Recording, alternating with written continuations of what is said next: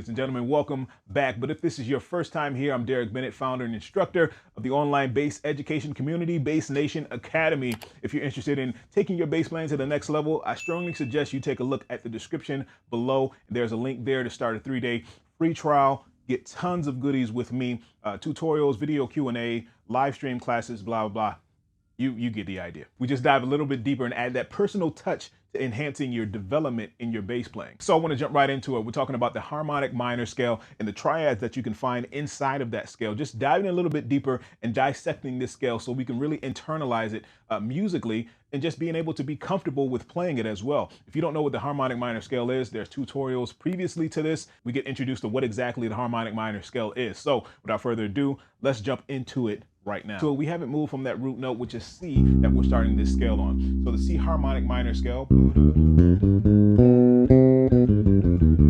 If we were to create triads, we were taking the 1, the 3, and the 5 pertaining to this scale. We've done this before, if you guys remember, in the major scale and the minor scale.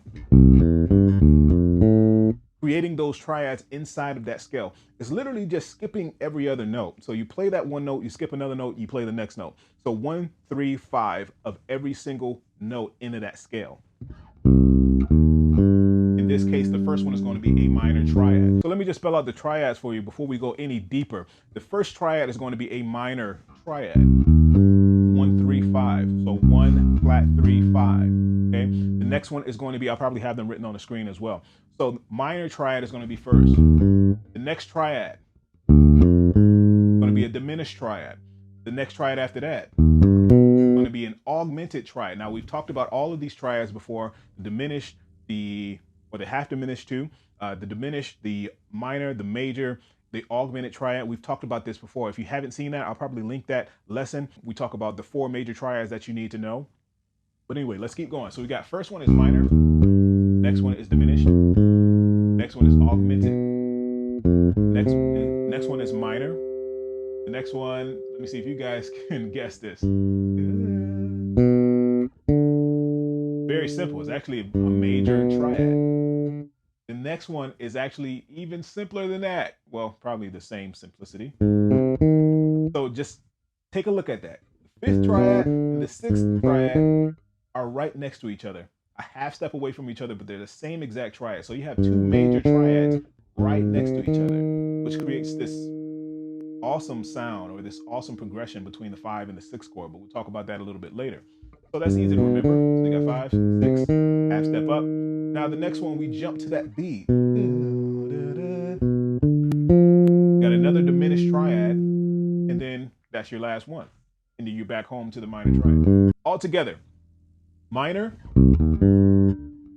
diminished, augmented, minor, major, major, diminished, and then we're back home to the 1, to the minor triad. So very simple to remember. Just remember this progression, or just remember these triads in order. So you got minor, diminished, augmented, minor, major, major, diminished. And just remember with that 7th triad, you have to play that B. That's a big jump. So now, how do we play this? I've been playing this since we've been talking about it. So I just want to show you exactly how I'm playing this. There's several ways to do this. You can actually move up the fretboard, and you can stay still or static with this 4-finger pattern and just shift up when you get to these higher registers or these higher notes. That's perfectly fine as well. But we're just learning the simple way. Okay, so we already learned the scale this way. Let's keep going with it. So we got 1, 4, 3. Diminished is 3, 1, 4. Starts on D. The augmented, 4, 3, 2.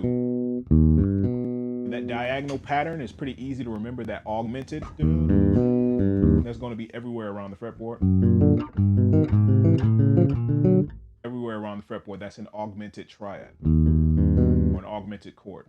So the next one is minor triad, the same way. 1, 4, 3. The next one is a major triad. We're going to shift up 2nd finger on the G and create that major triad. The next triad is a major triad. We're just going to shift up 1 half step. next one, we're going to shift up again. Or we can play that two different ways. So we're going to play the B. We can play the B with our third finger here on the D string. First finger is going to play that D. And then we have that E flat here. And then we're done with the exercise. This can also, everything can also be an exercise as well. So keep that in mind when you're playing this. Play this up and down if you can. Take it slow. Make sure you memorize the minor, minor, major. If you have to write it down, that's perfectly fine, so you can have something to go along with, because the format or the fingering for these triads stay the same, pretty much stay the same the whole entire duration. So if you write this down and you're following, and you know major is 2, 1, 4, and you know minor is whatever root note you're on, 1, 4, 3, you'll be able to follow along just as well, and it'll be that much easier for you guys to follow. So take this slow, make sure your notes are coming out clean, clear, and precise. Really run this scale up and down. The triads is another way to get out of that robotic style of practicing this scale, just so another way you can hear it with your ears internally and digest this scale. So have fun with it. And coming up, we're going to be talking about the 7 chords. So we're going to be adding another interval or another degree on top of that, the 1, 3, 5, and the 7 to these triads. So we're going to be adding that, just learning it a little bit more, diving deeper into this scale, learning the chords and the progressions that you can play along with this as well. So get ready for that. Make sure you have this down first before we go any further. Make sure your notes are coming out clean, clear, and precise. And I'll talk to you guys in the next one.